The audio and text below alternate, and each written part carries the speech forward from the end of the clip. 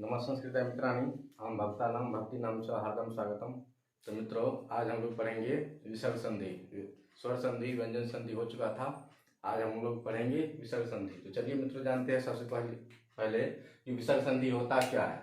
तो मित्रों, विसर्ग संधि का परिभाषा है जब प्रथम शब्द के अंत में विसर्ग रहे।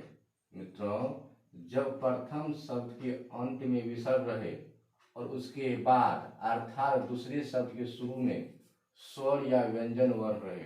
मित्रों, फिर से सुनिए मित्रों, जब प्रथम शब्द के अंत में विसर्ग, प्रथम शब्द के अंत में विसर्ग, मित्रों जैसे देखिए क है, क हो गया इस शब्द, क प्रथम शब्द के अंत में विसर्ग रहे और उसके बाद स्वर या व्यंजन वर्ण आए और उसके मिलने से जो नया परिवर्तन होगा मित्रों, उसी को हम लोग कहेंगे विसर्ग संधि।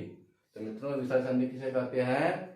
प्रथम शब्द के अंत में विसर्ग रहे और उसके बाद स्वर वर्ण या व्यंजन वर्ण आए और उसके मिलने से जो परिवर्तन होगा, जो नया वर्ण बनेगा, उसे हम लोग कहेंगे विसर्ग संधि। मित्रों, वैसे विसर्ग संधि काफी मतलब कठिन है, तो फिर भी मैं सिलेबस के अनुसार आपको दे चुका हूँ, वो भी हिंदी में लिखा हूँ मित्रों। मैं संस्कृत को छोड़कर सूत्रों को हिंदी में लिखा हूँ ताकि आप लोग जल्दी समझ सके और सीटेट की परीक्षा को करेक्ट कर पाए संधि को। तो मित्रों, पहला नियम हम लिखे हैं, पहला नियम विसर्ग प्लस खर। कहने का अर्थ है मित्रों, पहला नियम में प्रथम शब्द के अंत में यदि विसर्ग आए, प्रथम शब्द के अंत में यदि विसर्ग आए और उसके बाद खर एक प्रत्याहार है। खर क्या है मित्रों? प्रत्याहार है, जो हम लोग पहले पढ़ चुके हैं। खर एक प्रत्याहार है मित्रों। खर मतलब पहला और दूसरा वर्ण, किसी भी वर्ण का पहला और दूसरा वर्ण मित्रों खर प्रत्याहार होता है। जैसे क ख, च छ, ट ठ, त थ, प फ। तो पहला या दूसरा वर्ण आए तो विसर्ग के स्थान पे क्या हो जाएगा मित्रों? स हलंत हो जाएगा। विसर्ग के बाद प्रथम शब्द के अंत में विसर्ग रहे और विसर्ग के बाद खर प्रत्याहार आए तो विसर्ग के स्थान में मित्रों क्या हो जाएगा? सहलंत हो जाएगा। क्या हो जाएगा मित्रों? सहलंत। परंतु मित्रों, नोट में मैं लिख चुका हूं, यदि विसर्ग के बाद चवर्ग रहे, चवर्ग भी तो खर प्रत्याहार ना, च छ खर प्रत्याहार हुआ, च छ। तो विसर्ग के बाद चवर्ग रहे तो विसर्ग के स्थान पर तालम स हो जाएगा मित्रों। जो हम लोग संधि व्यंजन संधि पढ़े थे पहली बार, सतो सचुना सच, उसी सूत्र के अनुसार मित्रों यदि चवर्ग आए, विसर्ग के बाद चवर्ग रहे तो इसका क्या हो जाएगा? विसर्ग का तालम स हो जाएगा। क्या हो जाएगा मित्रों? तालम स। मित्रों चलिए हम उदाहरण के माध्यम से समझते हैं ये किस प्रकार होता है। तो मित्रों देखिए, प्रथम शब्द है क के अंत में विसर्ग है मित्रों। किसी भी शब्द की शुरुआत विसर्ग से नहीं होती है, विसर्ग से अंत होता है परंतु शुरुआत नहीं होती है।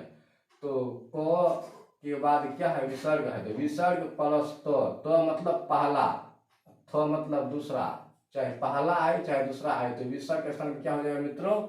ये स हो जाएगा। तो हो जाएगा क्या मित्रों? कस। विसर्ग के स्थान पे हो रहा है तो या थो आए, चो या छो आए, चो या छो रहेगा तो तालम से हो जाएगा। चो और छ को छोड़कर बाकी जो भी खर प्रत्याहार आए, चाहे कखो आए, टठो आए, तथो आए या पफो आए, तो विसर्ग के स्थान पर मित्रों क्या हो जाएगा? ये स हो जाएगा। हो गया स। उसके बाद क्या? तत्र। तत्र हो गया मित्रों। इसका हो जाएगा मित्रों, हम हलंत है, तो हलंत का मतलब क्या होता है मित्रों? आधा, आधा स होता है। तो हम अब इसको आधा नहीं कर देंगे, आधा कर देंगे क्या हो जाएगा? क आधा स त अत्र, कसत्र, कसत्र हो जाएगा। क्या हो जाएगा मित्रों? कसत्र। अब है बालाधन तरंती। बालाधन तरंती, बाला मतलब मित्रों, बाला का अर्थ होता है मित्रों हिंदी में लड़की। बाला मतलब लड़की, यहाँ पे बाला विसर्ग है तो बहुवचन हो जाएगा, तो मतलब लड़कियां तैरती है। तो बालाधन तरंती, बालाधन तरंती मित्रों, यहाँ भी तरंती लट लगा का प्रथम पुरुष बहुवचन का रूप है, बालाधन तरंती। अब देखिए विसर्ग है, विसर्ग के बाद तो आया तो इस विसर्ग स्थान क्या हो जाएगा मित्रों?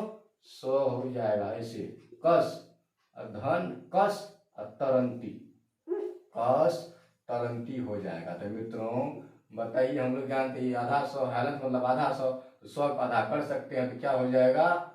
ऐसे हो जाएगा कस तरंती, कस तरंती ऐसे हो जाएगा मित्रों। विसर्ग का स्थान क्या हुआ मित्रों? ये स हुआ है, दंती स।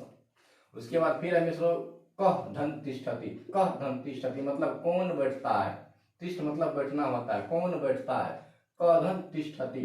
तो विसर्ग के स्थान पे क्या हो जाएगा मित्रों, विसर्ग के स्थान पे स हो जाएगा, क्या हो जाएगा, कस तिष्ठति, कस तिष्ठति, कस तिष्ठति। तो मित्रों यहाँ पे देखिए, यहाँ पे आधा स इससे पहले हर्षा ही आती है, हर्षा यहाँ नहीं होगा, ये ऐसे ही हो जाएगा मित्रों। एक बार फिर समझ लीजिए मित्रों, तो क्या हो जाएगा, कस हलन, उसके बाद तिष्ठति। तो ये जो आधा स्व है हलन, ये जो हर्षी है स्वर, ये हर्षाई स्वर इससे पीछे हो जाएगा, इससे इधर आ जाएगा, तो हो जाएगा ऐसे, कस तिष्ठति, ऐसे हो जाएगा मित्रों, कस तिष्ठति, कस तिष्ठति, कस तिष्ठति, कस तिष्ठति, ऐसे हो जाएगा मित्रों, समझे। उसके बाद निधन चल, निधन चल, निधन चल। अब मित्रों यहाँ पे चो आ गया, दिन चवर चो आ गया, तो ये स्वर्ण होकर के तालम सा हो जाएगा, क्या हो जाएगा, ऐसे हो जाएगा, निश्चल, निश्चल हो जाएगा, क्या हो जाएगा मित्रों, निश्चल, क्योंकि चो आया है, चवर रहे तो तालम सा हो जाएगा। उसके बाद राम धन तरती, मतलब राम तरता है, राम धन तरती, राम तैरता है, राम तैरता है, तो हो जाएगा ऐसे, रामस, रामस तरती, ऐसे हो जाएगा मित्रों, समझिए मित्रों। उसके बाद है मित्रों नियम नंबर 2 में मैं लिखा हूं अ विसर्ग प्लस अ। कहने का मतलब है मित्रों, यदि प्रथम शब्द के अंतिम में, अंतिम वाला वर्ण में अ स्वर रहे, देखिए मित्रों यहाँ पर देखिए, प्रथम शब्द के अंतिम में अ है ना, म में अ है, प्रथम शब्द के अंतिम वाला वर्ण में यदि अ स्वर रहे और उसके बाद विसर्ग रहे, फिर से सुनिए मित्रों, प्रथम शब्द के अंत में, प्रथम शब्द के अंत में अ रहे और विसर्ग रहे, और दूसरे शब्द के शुरू में, दूसरे शब्द के शुरू में केवल अ रहना चाहिए मित्रों, केवल अ, आ नहीं, हर्षा ही नहीं, दीर्घ ही नहीं, केवल अ रहना चाहिए। तो विसर्ग के स्थान का मित्रों क्या हो जाएगा, ओ हो जाएगा, क्या हो जाएगा, ओ, तो रामो हो जाएगा, मतलब गुण हो जाएगा, क्या हो जाएगा मित्रों, गुण हो जाएगा, रामो। उसके बाद इस अ का ये चिन्ह हो जाएगा, खंडाकार हो जाएगा, हो जाएगा रामोस्ति, रामोस्ति, ऐसे हो जाएगा मित्रों, रामोस्ति, रामधन अस्थि बराबर रामोस्ति, मतलब राम है। उसके बाद सौ हलन, देखिए सौ में अ है, उसके बाद विसर्ग है, तो अ विसर्ग प्लस अ, तो विसर्ग का क्या हो जाएगा, ओ हो जाएगा, हो जाएगा सो। उसके बाद इस अ का खंडाकार अ हो जाएगा, उसके बाद अयम, सो अयम, सोयम, सोयम, सोयम, सोयम, ओ ओ यो, यहाँ पे म हो जाएगा, अयम स्वयं, मतलब वह यह, अयम मतलब यह होता है। उसके बाद देव अयम, देव, यह देव, देव अयम, तो देव। अब विसर्ग क्या हो जाएगा मित्रों, ओ हो जाएगा, हो जाएगा देवो, देवो, अ का लुप्ताकार अ कहे, चाहे खंडाकार अ कहे, चाहे अवग्रह अ कहे, देवयम, देवयम, क्या कहेंगे मित्रों, देवयम।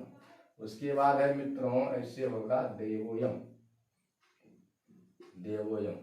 उसके बाद है मित्रों ऐसा, ऐसा, अत्र, ऐसा मतलब यह होता है नजदीक के लिए, निकट के लिए, ऐसा धन अत्र, अत्र मतलब यहाँ होता है, तो ऐसा, ऐसा, तो हो जाएगा ऐसो, क्या हो जाएगा मित्रों, ऐसो। उसके बाद इस अ का ऐसे अवग्रह अ, उसके बाद तरह हो जाएगा ऐसोत्र। तो मित्रों समझ गए विसर्ग संधि। वैसे बहुत सारा सूत्र है मित्रों, मैं आपको सिलेबस के अनुसार इतना ही सूत्र दिया हूँ, और इसी से अगर पूछेगा तो इसी से रहेगा मित्रों। यदि नहीं तो एक दो उदाहरण मैं आपको बता देता, आप याद रखिएगा, यही पूछेगा। जैसे मित्रों पूछ लेगा आपको विसर्ग संधि में निर्धन का पूछ लेगा, निर्धनम, निर्धनम, निर्धनम, तो क्या हो जाएगा इसका विच्छेद, संधि विच्छेद, निधन धनम, निधन धनम बराबर निर्धनम। समझिए मित्रों कौन संधि होगा, विसर्ग, निर्धनम हो गया, जैसे निर्लज हो गया, निर्झर हो गया, निर्धनम, निधन धनम, जैसे निर्लज, निर्लज, तो हो जाएगा निधन, निधन, निधन लज।